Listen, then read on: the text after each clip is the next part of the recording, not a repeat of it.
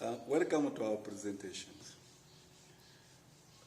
The topic is social or group dynamics. Group dynamics is a very important aspect of social groups.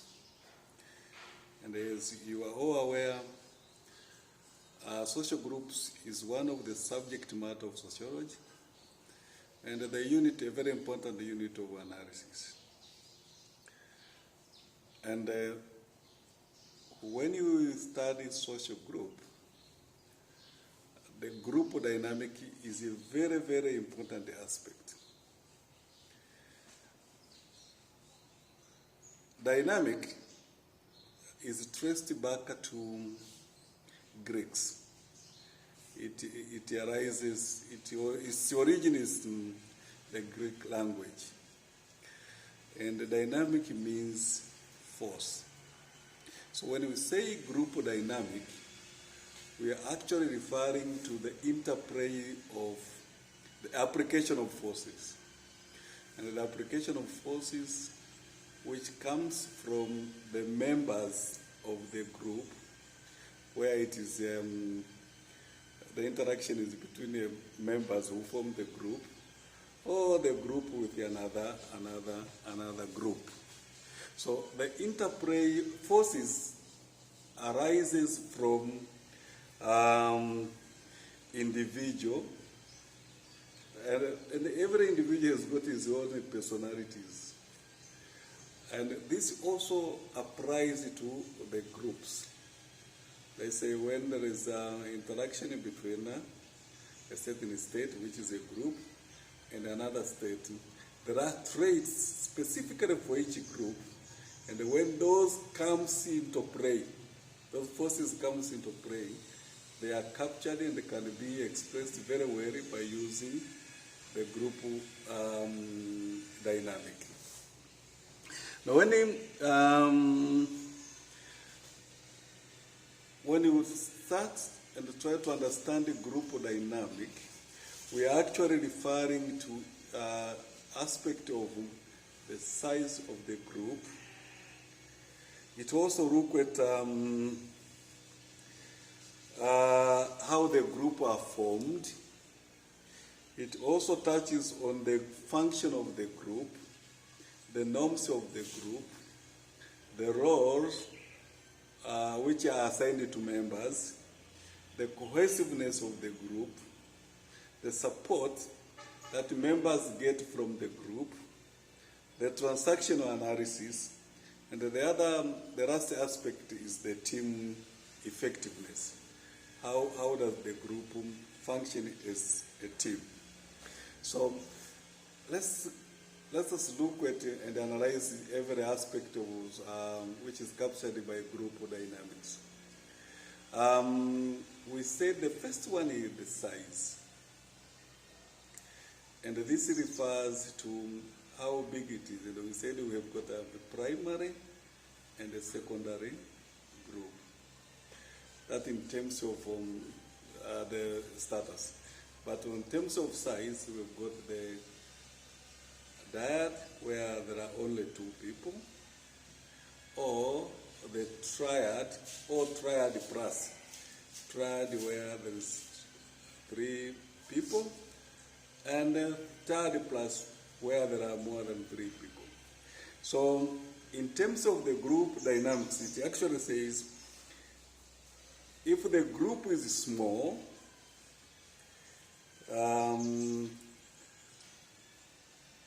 its control on the members is very effective as compared to when the group is very large.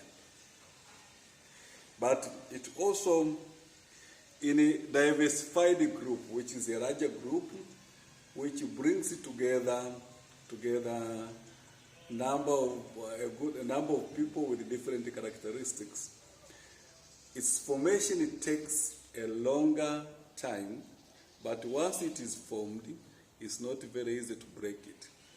So the forces here applies. It's very easy to break a dyad group in terms of the size, or a triad plus group a tired, which is only three people, but it's very difficult to break, to apply forces to break a group which is large and is formed by a larger and diversified group of members. And in a diversified group, the conflict solving is very possible because of the experiences and the skills which comes from diverse sources. So if there are a larger group which is diversified, then they are very good at problem solving because of the richness of the experiences and the skills originating from its members. So that is on the aspect of size, how the size of the group facilitate positive or negative power play or force playing among its members. Then another aspect, the second aspect of group dynamic is how the group forms. There are 5 stages in which every group that is formed passes through until when it finalizes its formation and they start to function to meet its goal, and then give the members what they intended to get. So the first stage, and the whole process of forming the group, there's an interplay of personalities and forces, each one wanting to have its idea or its wishes to be accepted as group interest or what. So in the forming stage, this is a stage where members who want to form a group attempt to understand each other, to understand each other's personality and determine whether they can go along with it or not. If that is answered in the positive, then the group forms. If it's not answered in the group, then the group does not form. On the formation also there is a refination of task. What do you want to do? Because you cannot form a group without defining what you intend to do. And reaching a decision of what the group intends to do is also going to bring in the dynamics, applying of forces, whose idea should be accepted and taken as the idea of the group. So that brings us to the second stage of group formation, whereby conflict among members of a group started to emerge, and the conflict emerged because of the different personalities, different interests among the members of the group. So whose interest should be the interest of the group, and whose interest should not be the interest of the group, then the only way you can understand it is using the dynamics. If you know dynamics, then you know this is how it is going to happen, and it's happened, it's normal. Then eventually the group solves those interests, those conflicts over the interests of the entire group. Then after the first and the second group that forming and storming, then you go to the third stage of norming. Norming is that the members, after showing off everybody with his forces, what he can do, what he cannot do, what is the ability and what is not his ability, then they settle to a certain norms. They settle and they determine and they set up the norms that are going to be accepted as the norms of the group. So that happened after resolving the issues that arose in the storming stage. Then after resolving and creating norms, resolving the interplay of the conflicting and then norming, setting up, resolving conflicts and setting up norms, then the group turned itself into performing stage. The group now started to mobilize their resources and put all the forces behind the effort to realize the task, perform the task and realize the goals of the group after they have agreed what they want to and at that stage then the group become independent. And we all know in sociology that once you create an object, then that object becomes become powerful and become independent, and the status controls you. So this is at the performing stage that all has been sorted, and now what is there? We have the group, and all members have to be behind the group so that the group perform its task and end up realizing the goals that has been set. Now, then, after all is done in the forming, storming, norming, and the performing, then the group members can relax and say, okay, this is what we have decided to do, and now we are doing this. So they put everything on the auto model. That they see, they are got their heads off, but their eyes are on to see how the group is performing its task. Now, at that stage, the focus is put on how does the group, as independent, support its members, or emotionally, or give them the sense of being in the group, and be proud of what they have done. Now, having seen the effect of the group size on how it affected the dynamics in the group, and how the group is formed, where there is also manifestation in the a manifestation of the forces between its members, then we go to the group functions. The group, the group functioning has got, we look at three aspects. One is tasking functioning. Then the second is group maintenance. And the third is self-interest behavior. So what do we mean by task functioning? It refers on how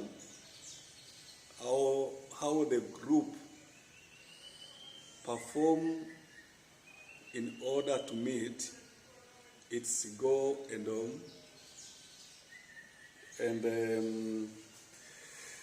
goals and the task. Why the group was there in the first place.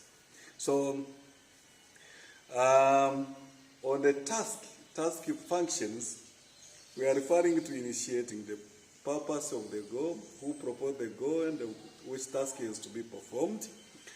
Then after defining the task and the goal to be met, then the second stage in task functioning is information seeking. That the group wanted to do something or to perform a certain task. Then it has to start seeking information which is required, and that will facilitate the undertaking of that task and to meeting the proposed goal. Once the information required is sought and corrected, Then we go to the third aspect of task functioning, which is sharing that information to all members of a group, so that everybody is in the know of what is required, what is the resources available, and how to perform that task and meet the goal proposed. But of course, there are going to be asked some questions from the members. How is that? How can we do that? Why this is not? Why this is the case? Then that comes into a fourth aspect of task performing. In any group where we want to perform anything, we've got the goal and the task to be formed.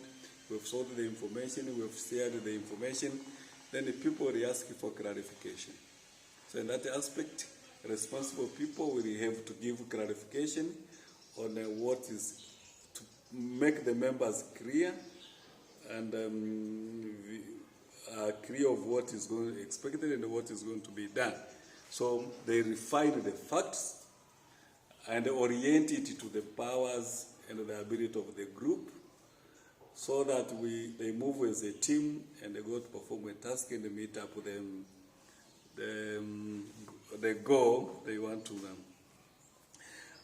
then after all has been sorted, that we have got initiated, we've got what we want to do, we've collected all the information, we've shared the information, we've cleared the doubt and what, then we go to the briefing. Now, guys, this is what we have now, this is what we want to do, this is how we are going to do it, these are the resources, this was what I expected. So in the function that brings us to the first aspect of task, which is briefing and the closure. Now after that we go to the field and perform what we have to perform the task in order to realize the goal. So you summarize and restate and offering solution to any doubt. Then the aspect number 6 of the task functioning is the consensus testing, cross-checking to see if everybody is ready. Okay, that we've got all the information, and guys, now we are here. This is what we want to do. If there is anybody who still have any doubt, then if there is any doubt, then that is cleared, and the group is ready to go to perform the task functioning in order to meet the function aspect of the group. So another aspect of the group function is maintenance.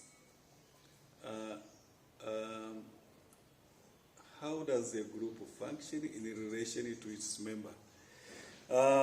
This providing, in this aspect, is how is found how the group deal with the emotional side of the members of the group. Any group should have the ability and the capability to support and provide emotional support to its members.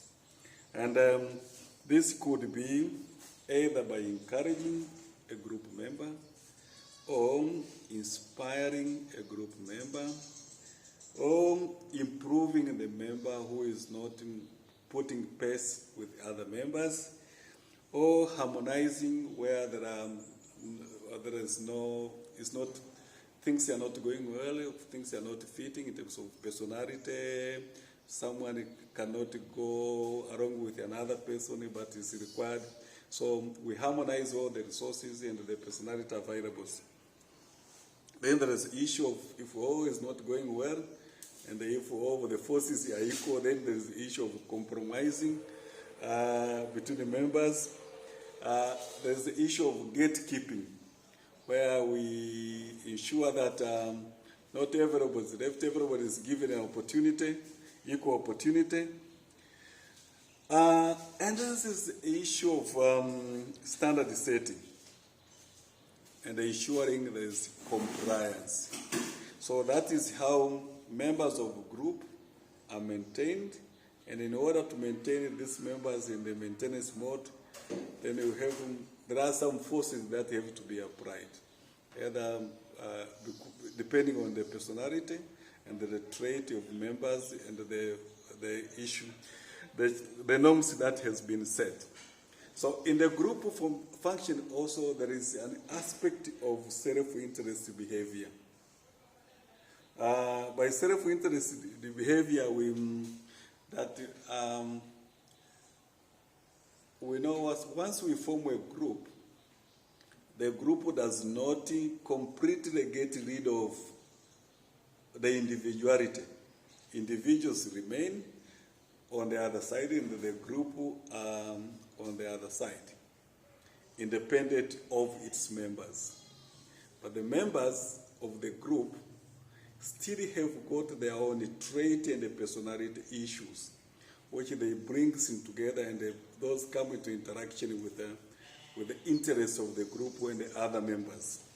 So there are issues in the group where personality would want to dominate others. Because of their personalities, some members of the group would want to be over and they dominate other members of the group. Some members of the group, because of their personality, will express the tendency of blocking the interests of others or ideas or views of other members of the group. There is also a possibility, because of the personality, the trait of individuals, who will wish to manipulate the ideas and the views in order to make their interests over other members of the group. Although that is not necessarily that is going to be over the interests of the group, but it can encroach and interfere with negatively or positively with the interest, with the interest and the view of other members of the group. In the group also undermined self-interest behavior. Some members of the group, because of their personality and the trait, will want to show or manifest the behavior of belittling, disregarding other members' views, and make only their view to be prevailing in the group. There is also the aspect of split hair, that there are some members, there could be a possibility of some members of the group to try to always nitpick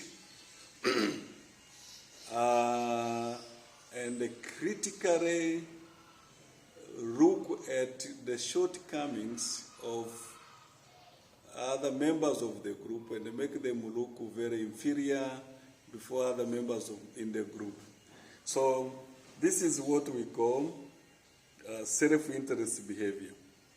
They affect group functioning, which is the aspect of a power play, and they happen because there are interaction of powers and the forces arising from the personality and the traits of members. Having seen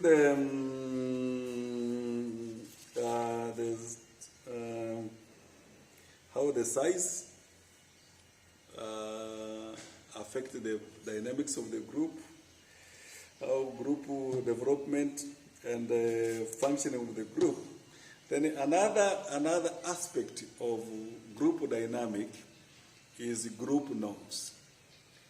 When we say norms, we actually referring to the set of social standards and acceptable group behavior. That the group, we know is in a norming stage, we have reached a certain point where we set the standard that this is going to be the behavior within the group and outside the group. So the norms could be related to the dress code, timekeeping norms, what to say and how to say it in the group and outside the group, how to address each other, and the loyalty norms. The loyalty norms, for example, by loyalty norms we mean normally in the group we are expecting, let's say, members to do, the leaders to do more than the ordinary members. They've got to keep more long hours. Sometimes there is an issue of contribution, they contribute more in terms of material and the time. So that's how it shows how royal those members who are accorded more respect and a higher status performs extra than the ordinary members. Then there is the norms related to rewards, which is rewards which are predictive, okay? That you understand behavior of members, that every member is expect you to do that. So the members will expect the chairman of the group to be always attend all the meeting, okay? So that is what is expected. Then there is control. It deals with the control, how members are controlling each other in the group, how they should behave. There is relation, it is defined on how they relate to each other. For example, in even in a family, there is the way a husband address his wife, and the way the wife address the husband, and that is not the way the son address his father or his mother, and the daughter, the way the daughter addresses his father or his mother, or the way the sibling address each other. So that is related, and we know how that is going to be. So we also got a very important aspect of the group dynamics, and this leads to the role. Role which is assigned to every members of the group. So there are assigned roles and the emergent role. The assigned roles that you have given a specific task that is described, but there are another role, they will go to emergent roles. These emergent roles are not ascribed, but they just comes automatically, and they normally arises from personality and the trait of each individual members. So emergent role actually are responsible for addressing social, emotional needs. For example, in a group there is issue of confidentiality. So whom are you going to be confident as a group member? In a group, you cannot give everything to whoever in the group. Yes, we are in the group, but if you've got issues, personal or related to the group, you find someone in the group who is ready to be someone you can confide with. So in the group also, in the emergent role, you have got a person who is very good at gossiping. So there is no group who doesn't have a person of that nature. And that arises from his personality and the trait, personality and the trait. In most of the group, we have got a group crowning. Someone who is going to make a group members at a difficult time rough, a comedian who will make everybody happy. And when he is not in the group, then everybody misses. There's something is not okay. Our group crown is not around. A person who is in a group and they will make everybody laugh, despite all the situation or whatever what is in the group. But also in the group, There could be because of trait and the personality. Arises a person who is a mentor naturally. So people will say, okay, so I go to him and he mentors, one mentors another in a certain aspect or another. And lastly, there is always a scapegoat, a Judas Iscariot in the group. So whatever happens, if there is anything wrong, they say that must be X. That must be X. So there is someone who always wants people to throw something in it. On the issue of role, instead of how is it assigned, then we go to the issue of aspect. The role must be clear, that everybody should know what to do, when to do, and how to do it. What is expected of the person who is assigned those roles or a certain role in the group. But there is always an issue of role conflict, where this arises when things overlaps. Okay, you got a certain to do that. We take, for example, in the family. Normally,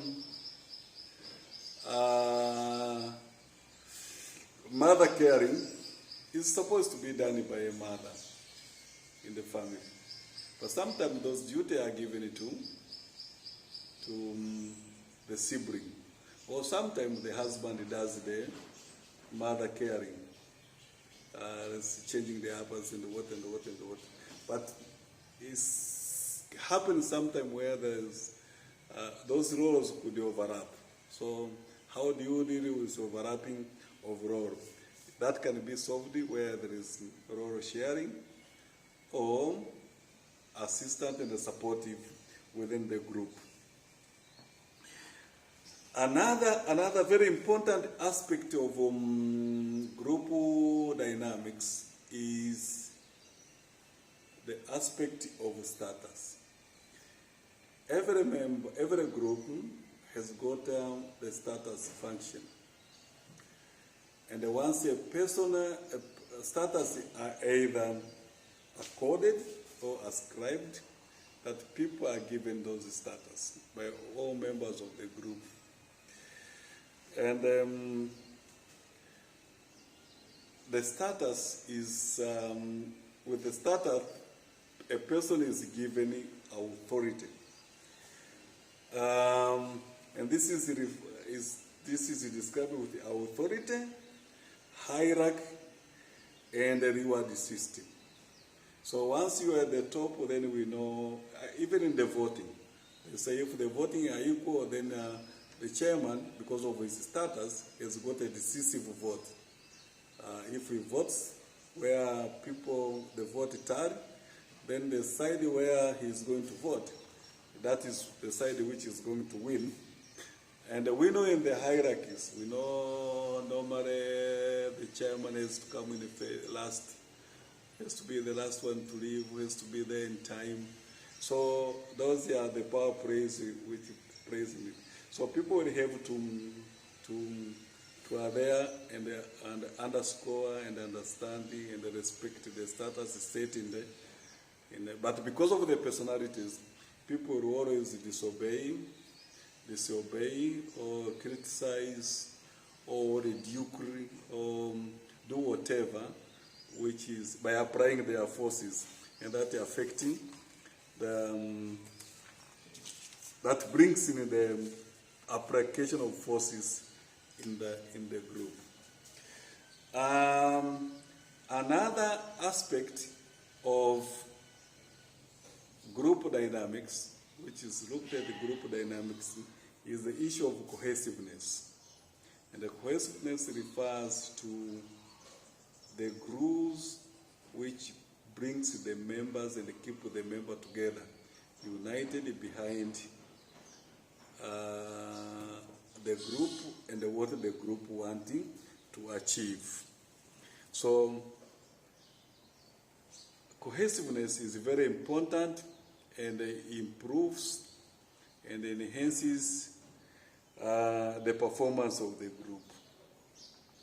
But there are factors which either when they are there, they support cohesiveness, or if they are not there, they don't support cohesiveness, or if adequate or not adequate, they support and have got the saying on the performance of the group. One factor is, as you have seen, in the size of the group. The bigger the group, the smaller the group, the larger the cohesiveness. The larger the group, the cohesiveness becomes lighter as well. Another factor which can bring the support cohesiveness is the group success. If the group succeeds in meeting its goal and achieve them, then that achievement brings the group members together. Another factor which can affect cohesiveness is high socio-emotional support. So if the group members get emotional support from the group, then that makes the group cohesive. But if the group does not give its member emotional support, then that is more likely to impact on the cohesiveness of the group. But another factor which is very important is the group cohesiveness is supported, is higher when the group faces the internal threat. If there are forces which want to break or to compromise the group, comes from outside, thus make the members of the group more closer, more united, and that show cohesiveness. Then we go to the support. We have seen all around individuals form the group in order to realize the defined goal, and the goal which are set serve the interests of the group. That it has to support members of the group. So how do members get, individual members get support from the group? And in which areas do their support is needed? We are noting the group is formed by members. But each member has got his own characteristic. He is not a complete in terms of what is going to be achieved in the society. So any group must support its members by giving them training in order to enable them fit in the group and in the society. Now, but once every member has given a training to accomplish him or to complement what he has, then another support which is required is team building. How do you bring these people together? Now they've got all the skills. How do we bring them, how they are brought together in order to perform the task which is before them and meeting the goals of the group. So that means that needs a team building. Support is also given when the success stories are told about the group, and those inspires members of the group and they give them support. Look here, this here around, this is what we have achieved. We have over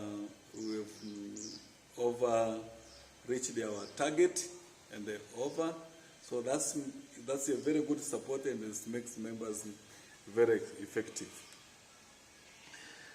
Then we have got another very important in a group dynamic which was developed by Eric Bene in the 1950s, is the transactional analysis. And in the transactional analysis, Bene was actually referring on how people behave, express their behavior, depending on the situation and their state of mind. That in a certain situation, every group member express or behave in a certain way. And he categorized 3 ego states. And by ego state, we're actually referring to them, how people behave in a certain situation, depending on their state of mind. So there are 3 ego states. 1 is parent, 2 is adult, and the 3rd one is child. So in a certain situation, a group member will behave as a parent. And when you behave as a parent, you are going to manifest protective, nurturing, and controlling behavior. That there are members that are behaving and reacting because of the situation as a parent. So you either control, nurture, or protect. So, but that person who at that situation acted as a parent, in a parent ego state mood, he could okay, in a certain situation, he could react and behave like an adult. And when you react as an adult, what do we see from you? We see that your reaction and action are based on the facts, and they are not emotion. So you face the situation and address the issues after corrected all the necessary facts, and you are not emotional when addressing those issues. So when you show those behavior, then you are expressing the adult ego state. But then there is the child. That's where you say in a group, someone is told you behave like a child. You are in the state of mind and reacting to the situation like a child. And what do you show? That member could be emotional, rebellious, spontaneous, dependent, troublesome, and but sometimes he's creative, because not all childish behavior are very destructive or are very unwanted. But sometimes children are very innovative, and they can be very effective and very contributing in the group, because they behave like children. So these ego states also plays in the group dynamic. Last, in the group dynamic, we've got the issue of effective team. How do we get effective team? We get an effective team through the dynamics, the power play. Power plays which comes from personality, trait, and those aspects. Now, in order for a team, for a group to be an effective team, then we must have conducive environment, supportive environment. Then we should also there are show equal opportunity, that every member of the group should have equal opportunity to participate and show his ability towards meeting the goals of the group. And lastly, we can have an effective team through rewards and recognition of members' contribution and efforts which were availed in order to meet the task, to perform the task and meet the goals of the group for the benefit of all members of the group. Thank you for listening, and please don't forget to subscribe, share, and comment in the comment section.